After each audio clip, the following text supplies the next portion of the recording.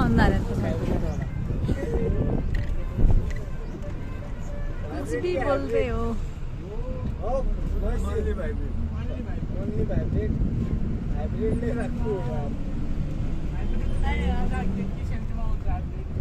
यो करता हो हाइब्रिड सबका इंजिन में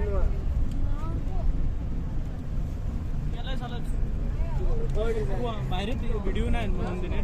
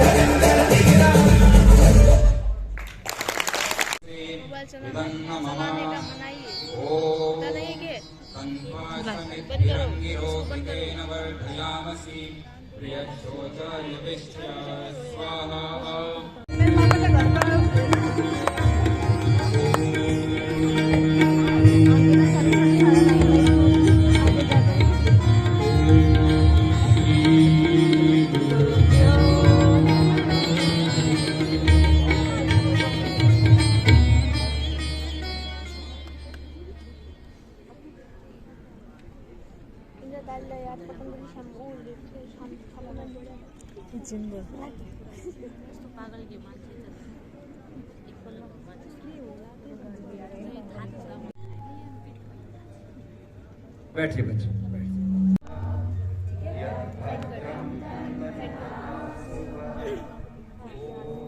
शांति शांति शांति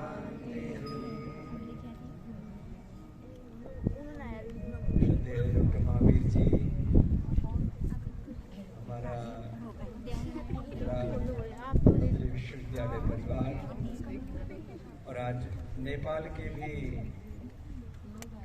कौन से कॉलेज से, कंचन कॉलेज से लगभग 100 बालक और हमारे प्राचार्य और हमारे भाई लवराज सब आए हैं। एक बार इनका भी बहुत बहुत धन्यवाद।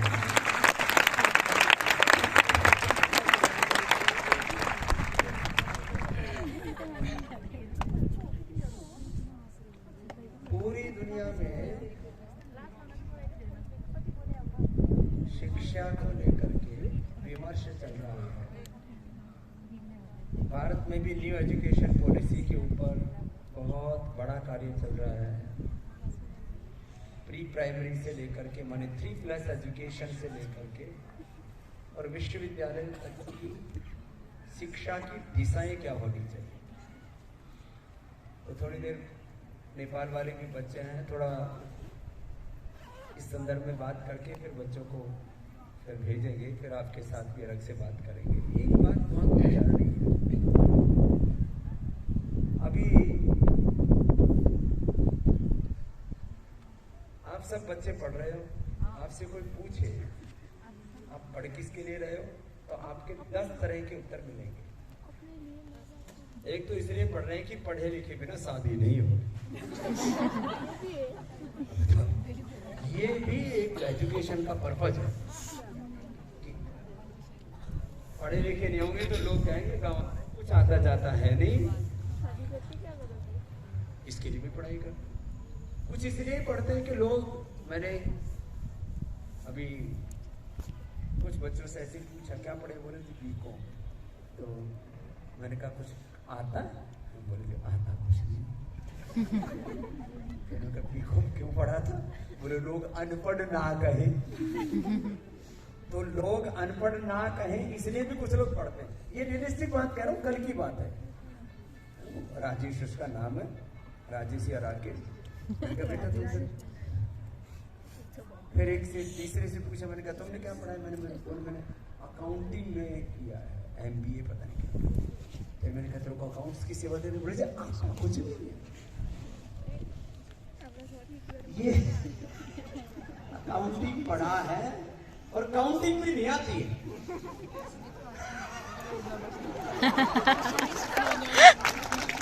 तुम्हारा भी प्रसाद मिलेगा, रुक जाओ।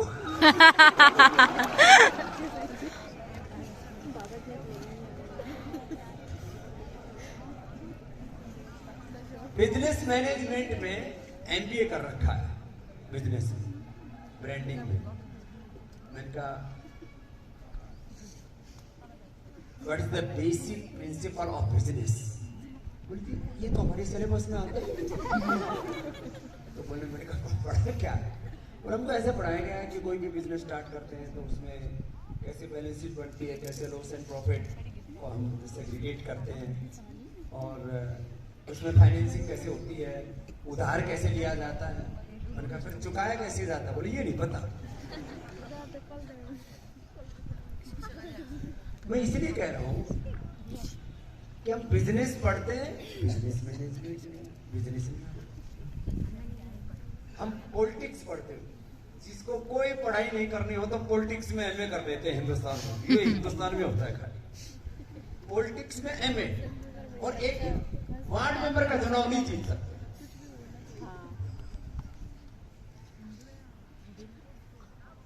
आपने एक बहुत आज से 25 साल पहले मोटिवेशनल स्पीकर चला करता था, पवन खेड़ा, नाम सुना? शिव खेड़ा। पवन खेड़ा तो दूसरे चक्कर में पड़ा था। गोल्डी का बाप कह के फंस गया, बाप ने पकड़ लिया। शिव खेड़ा मेरे पास में योगग्राम में आया, बोले स्वामी जी आपने एक पॉलिटिकल पार्टी बनाओ।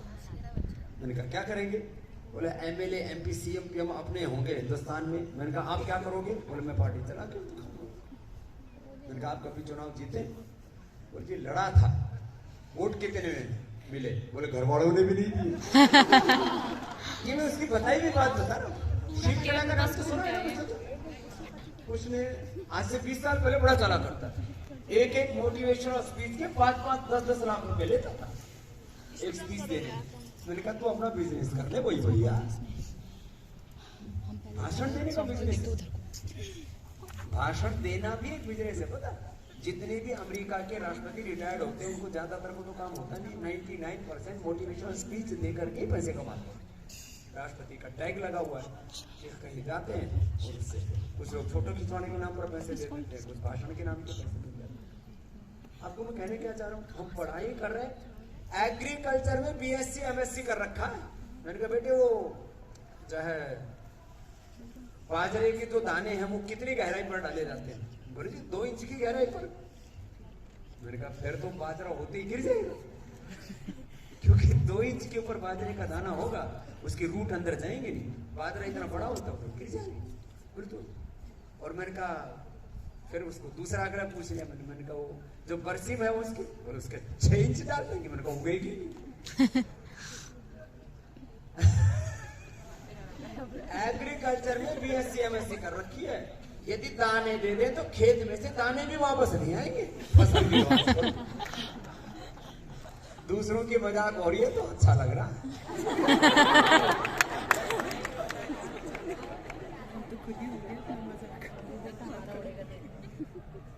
चलो मैं अपना बताता हूं।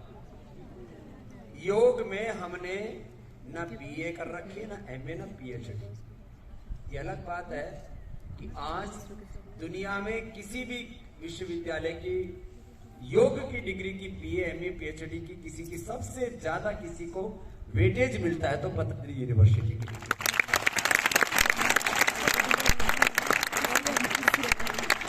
हमने तो योग में BA, MA, PhD नहीं की। और अगली बात सुन लो, एक दिन एक डॉक्टर बकवास कर रहा था और आपके पास में MBBS, BMS को डिग्री है। मैंने कहा मैं डॉक्टरों का बाप हूं, अगली बात कर। और ये क्या होता है? मैंने कहा मेरे पास तेरे जैसे 360 नहीं 1000 डॉक्टर नौकरी करते हैं। क्यों इस बात को लोग BMS कर लेते हैं। अब आज की बात बताता हूं। एक बेटी की सरकारी नौकरी, आज अभी योगराम से मिलके आया हूं, उसकी सरकारी नौकरी लगी, MD है वो, आयुर्वेद में BMS किया, MD किया। उस बेटी को अर्थराइटिस हो रखा है। मैंने कहा बेटा तू तो आयुर्वेद के डॉक्टर, तो अपना इलाज क्यों नहीं किया तूने? बोले बाबा जी पढ़ाना आता है, इलाज करना नहीं आता। बात समझ में आई? हमने आयुर्वेद को नई परिभाषा ही नहीं दी है। मैं अभी 2 दिन पहले सुन रहे थे ना तुम ये, पूरी दुनिया में जैसे 100-200 साल पहले जो राजनीतिक व्यवस्था थी, सामाजिक व्यवस्था थी, आर्थिक व्यवस्था थी, सब बदल गई। ऐसे ही पूरी दुनिया के आने वाले 25 सालों में और अधिकतम मैं जिंदा रहूंगा कम से कम 50 साल, 50 सालों में पूरी दुनिया की शिक्षा व्यवस्था को, पूरी दुनिया की चिकित्सा व्यवस्था को और पूरी दुनिया की राजनीतिक व्यवस्था का भी शीर्षासन कराने का काम स्वामी रामदेव करेगा। ये जो इस समय तो ये बने फिर रहे ना ये अलग अलग देशों के अंदर तानाशाह, ये तो सब खैर तब तक तो इन सबका मोक्ष हो जाएगा, लेकिन नया नेतृत्व तो कहां से पैदा होगा? आपको शिक्षा चिकित्सा की मैं बोल रहा हूँ, पूरी दुनिया की शिक्षा और चिकित्सा की दिशाएं हम तय कर रहे हैं। हमने कोई डिग्री नहीं ली, लेकिन हमने जो पढ़ा है उसको जिया है। गुरु शिष्य परंपरा से ही पढ़ा। शास्त्र ज्ञान तो विद्या तो पढ़ने से, गुरुओं से और अनुभव से और एक्सपीरियंस से, थ्योरी प्रैक्टिकल, योग की विद्या, आयुर्वेद की विद्या, वेदों की विद्या, कृषि का, इतना ही नहीं बिजनेस और ब्रांड। बहुत बड़ी कंपनी वाले परसों आ रहे थे मेरे से बात कर रहे थे, तो मैं आधा घंटे तक मेरे से बात करते रहे। फिर मैंने धमकाया जोर से, मैंने कहा तुम मेरा इंटरव्यू लेने आए हो कि अपनी बिजनेस करने आए हो? मैंने तुमको एक सीधी सीधी लाइन बता दी, हम भगवान के विधान का, देश के संविधान का और जो भी काम कर रहे हैं उसके जो लीगल एस्पेक्ट्स हैं, हम किसी का अतिक्रमण नहीं करते। तुम 100 प्रश्न पूछ लो या 2 पूछ लो। बोले नहीं वो हमारी आदत पड़ी हुई है खुद के पूछने की। मैंने कहा तुम खोदोगे तो हमारी जड़ें इतनी गहरी हैं, तुम्हारी 7 पीढ़ी भी नहीं हिला सकती। आपको ये कॉन्फिडेंस होना है। में ट्राई करूंगा। वो यूके का बिजनेस स्कूल और ऑक्सफोर्ड, हार्वर्ड, कैम्ब्रिज से पढ़ करके आएंगे, बड़ी बड़ी डिग्रियां लेकर के माँ बाप के 50-50 लाख 1-1 करोड़ रुपए खर्च करा देते हैं, और यहाँ आकर के भुने हुए चने, भूंगड़े और मुरमुरे और ये जो भी छोटे मोटे MNCs के प्रोडक्ट बेच सकते हैं, अपना ब्रांड नहीं खड़ा कर सकते। हमने ऑक्सफोर्ड, हार्वर्ड, कैम्ब्रिज, स्टैनफोर्ड में पढ़ाई नहीं की है। ऑक्सफोर्ड, हार्वर्ड, कैम्ब्रिज, स्टैनफोर्ड में पतंजलि ब्रांड कैसे बना, इसकी पढ़ाई हो रही है, इसको कहते हैं पढ़ाई। और ये कैसे होता है? ये बच्चों जोर से बोलो, तुम भी देवी कुछ नया होता हो तो तुम बता। पुरुषार्थ। किससे? अखंड प्रचंड। और फिर कॉन्फ्रेंस हो रही थी तो कमरा बंद करके कितनी लेटी हुई थी? हमारे में से तो नहीं था। ताला तोड़ने वाला बुलाना पड़ा, तब भीतर से जो है ऐसी कौन सी लड़कियां भीतर जिनके से लिए ताला दिव्य तोड़ा? आत्माओं का उद्भव। वाह, उन आत्माओं के लिए तालियां। और ये तो मैंने छोटे बच्चों का सुना था, कॉलेज के बच्चे भी बॉक्स के भीतर भी बंद हो सकते हैं। ये नए नए रिसर्च के आइडियाज कहाँ से आते हैं? रूममेट लगा के जावे ना, रूममेट पूरा एक हमारे वो एक दिन घुस के कमरे में जाके बंद हो गया। कैसे कैसे आइडिया, मतलब इतना दिमाग कि छुपा कैसे जाए, सोया कैसे जाए। ये दिमाग जो इधर लगाते हैं, उस दिमाग को क्रिएशन में लगा।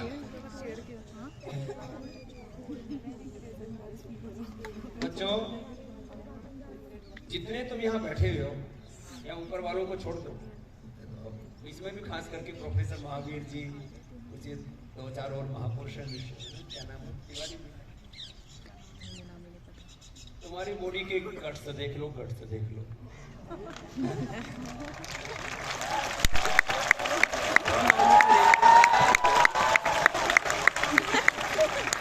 अभी मैं उस कोने से लेकर के वहां तक हाथों के बल चल सकता हूँ। तुम में से मुश्किल से 5 बच्चे होंगे जो मेरे साथ खड़े हो पाए। तुम्हारी बाप का उम्र का होकर के इतनी मेहनत करता हूँ, तुम्हें शर्म नहीं आती?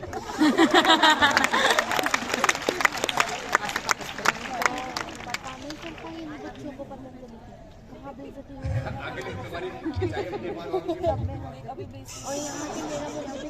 क्यों कहना चाहता हूँ बच्चों, माँ बाप को तुम बहका सकते हो, अपने साथ भी धोखा कर सकते हो। जब टीचर सामने आ जाए, टीचर जाते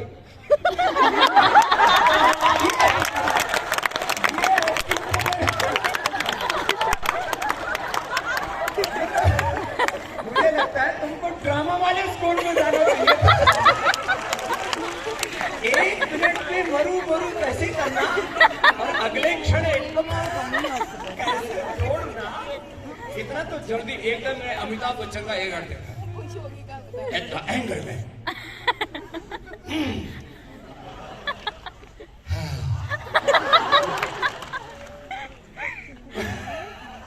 एकदम कैसे हंसना, एकदम कैसे रोना।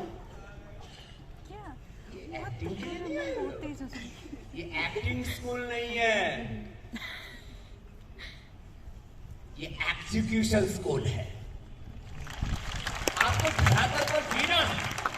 बच्चों, मैं आपको एक बात बताता हूं, सर ये तो सबके लिए था, ये छोटी मोटी। आज हिंदुस्तान के सारे नेता वो आ गए 30% में, और 70% में देश ने पूरी दुनिया की वर्ल्ड लीडरशिप में मोदी जी का नाम आया। पूरे वर्ल्ड सबसे लोकप्रियता की कुछ संस्थाएं हैं, पैरामीटर्स हैं, उसके लिए करोड़ों लोगों के कुछ सर्वे होते हैं, उसमें फिर एक इंडेक्स तैयार होता है कि कौन वर्ल्ड का सबसे लोकप्रिय नेता है। नेपाल देश में आप लोग जो भी पढ़ाई करते हैं, पढ़ाई के 3 एस्पेक्ट है। एक उससे करियर बनता है, नौकरियां मिलती है। अब उससे अपना बिजनेस, अपना खुद का एम्पायर खड़ा कर सकते हो, क्रिएट कर सकते हो। और सबसे बड़ी चीज है, विद्या से, पढ़ाई से, एजुकेशन से लीडरशिप डेवलपमेंट, नेतृत्व निर्माण होता है। क्या निर्माण होता है बच्चों? नेतृत्व। तुम में से एक एक बच्चा चाहे तो नेपाल को बदल सकता है। मैं केवल पॉलिटिक्स की बात नहीं कर रहा हूँ, केवल बिजनेस की बात नहीं कर रहा हूँ, केवल नौकरी की बात नहीं कर रहा हूँ। नेपाल के छोटा सा देश है, 50 लाख से ज्यादा लोग वहां नौकरी पर इसलिए जाते हैं कि नेपाल में रोजगार नहीं। नेपाल में अभी भी करीब 80-90% चीजें बाहर से बन करके आती है, वहां आत्मनिर्भरता नहीं है। तुमको गाड़ी भी बाहर से, हिंदुस्तान से 1.5 गुना मुड़ने पर तुमको गाड़ियां मिल जाती, सेकेंड हैंड गाड़ियां खरीद लेते, सेकेंड हैंड विमान खरीद लेते हैं, हर साल 1-2 गिरते हैं, पता है तुमको? मैं तो पहले बैठ लिया करता था, इस बार तो मैं करता ही ना बैठा। पता नहीं कौन कब गिर जाए। अच्छा, आपको मैं इसलिए बोल रहा हूँ, आप देखो, अच्छा बच्चे क्या नहीं, अभी तो बच्चे हैं, और कई बार तो माता पिता भी, कई बार तो अच्छा बच्चे ही तो हैं। हमने अपना बचपन 10 साल में पूरा कर दिया था। कितने साल में? 10 साल। 10 साल बाद कोई नहीं कह सकता कि स्वामी रामदेव ने कोई बचकानी हरकतें की। 15 साल में तो हमने विश्व विजय का संकल्प लेकर के, और 15-16 साल की उम्र में तो घर छोड़ करके पूरी दुनिया को जीतने का की ठान ली थी, और उस तरफ कदम बढ़ा दिए। तो बच्चे बने रहोगे, बच्चे हैं जी।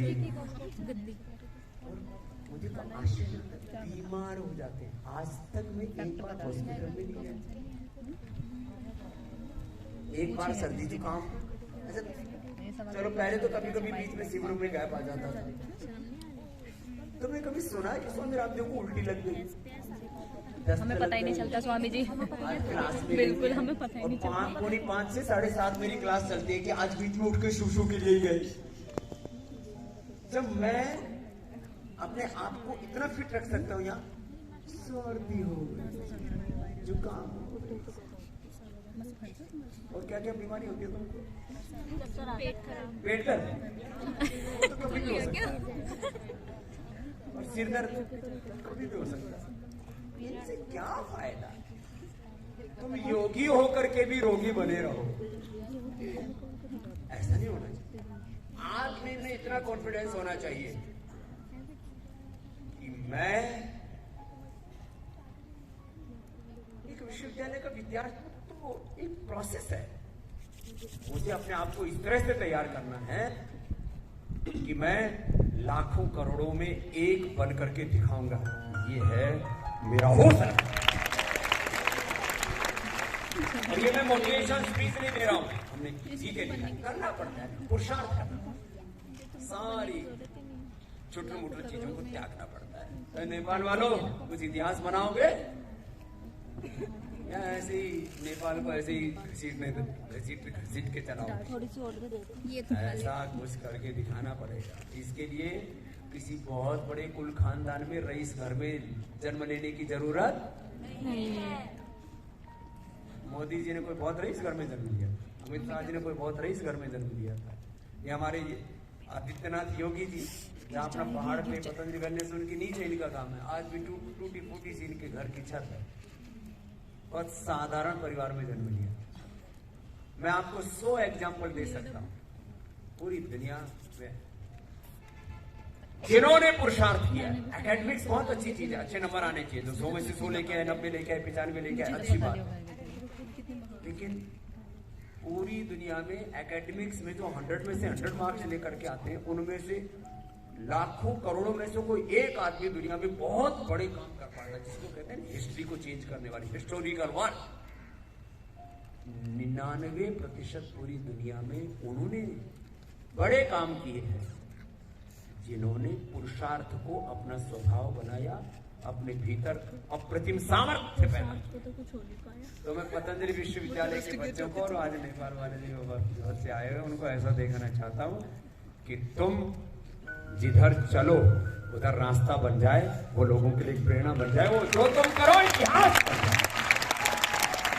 ये जज्बा होना चाहिए, ठीक है? तो तुम इस जज्बे के साथ जियोगे रे बच्चों। ठीक, मैंने नेपाल वालों से पूछा, तुम्हारी फिर केस हिस्ट्री मंगाऊंगा 5 साल बाद कौन कहा, पता लगा कोई गर्लफ्रेंड के चक्कर में पड़ी, कोई पता लगा कोई ड्रग लेने लग गया। ये मत लेना बच्चों, सिगरेट तो नहीं पीते? मैं पीती हूँ, बहुत सिगरेट पीते थे, दम मारो दम। देखा ना तुमने, कॉलेज में कुछ तो पीते हैं वैसे। और नेपाल में तो परचून की दुकान पर भी दारू मिलती है। आप लोग जो नेपाल नहीं गए उनको नहीं पता है, वहाँ किसी भी वहाँ दारू ठेके पे नहीं मिलती, आटा दलिया चावल उसके साथ दारू मिलती, कोई भी ले सकता है, फ्री लाइसेंस है, और लाइसेंस नहीं कोई। ड्रग कभी भी नहीं लेना बच्चों। चलो चलो तो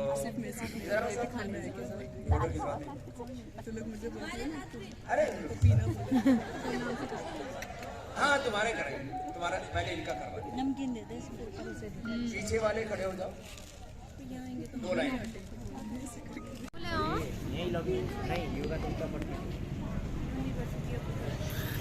पोखरा लिपस्टिक कहाँ भयो बसन्तीले? यहाँ छु। लिपस्टिक कहाँ भयो भने? लिपस्टिक खै पऱ्यो उनीलाई बोलेर मागे आएको ए बिन्नी भन्ने उनलाई मेरो लिपस्टिक खोलामा छ पुगेन कि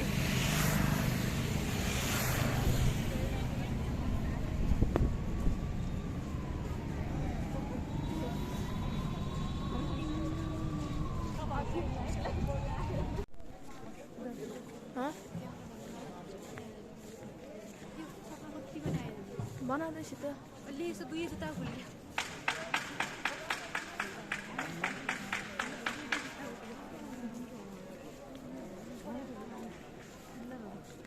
अनि साइके बनाउनु जानुले भनेन हो, जानुलाई भनेन हो।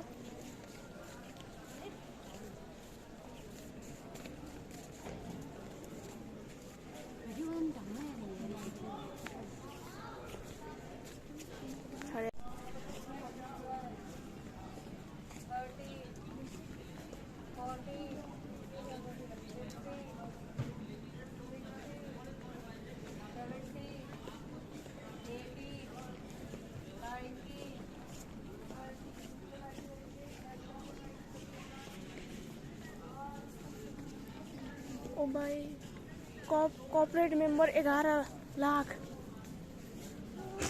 11 लाख संख्या टोटल फाउन्डर नहीं त्यो कॉर्पोरेशन वाला नहीं आती थी।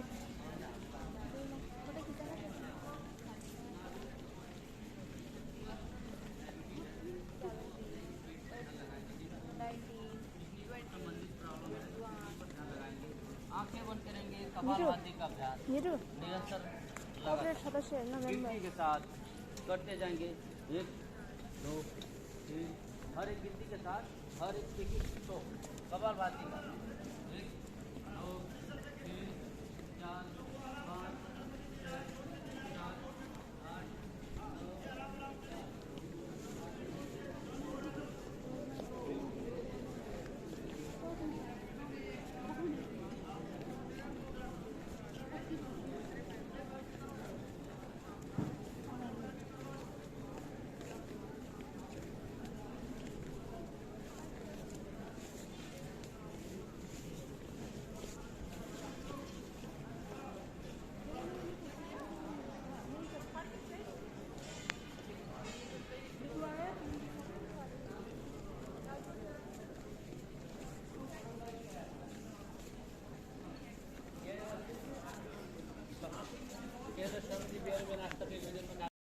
बटी फोड़ते नहीं रखे फोड़ बड़ी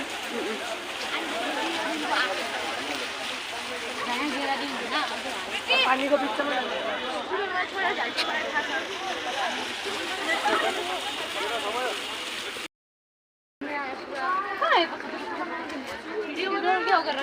ल म कोही छु यता ओइ